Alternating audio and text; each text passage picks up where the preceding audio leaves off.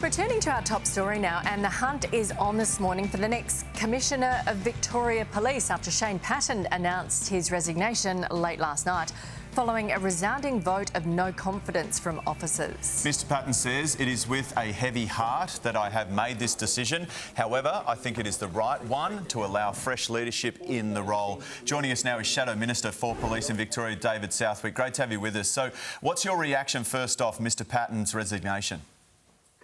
Good morning to both of you. Well, first of all, we've got a police officer that's given a lifetime to serving Victoria, and I think we must remember that. Here is a police officer that has always tried to do the right thing, but unfortunately what we've seen is someone that's been thrown under a bus by the police minister. It was only just a week ago where the police minister said, we're going to renew Shane Patton's contract for another 5 years.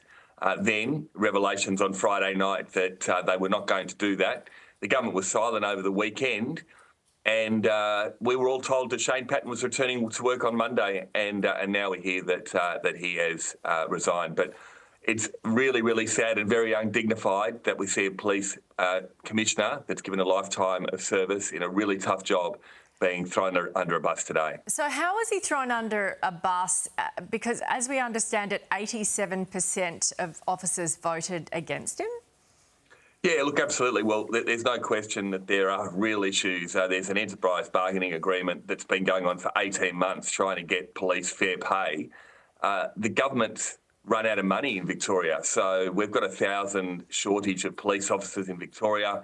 The police commissioner has been told to save $1 billion off the budget. So there's a massive restructure at the moment. So what I think many police officers are seeing and most of the Victorians are seeing in the public is very different what he's been having to do privately with the government.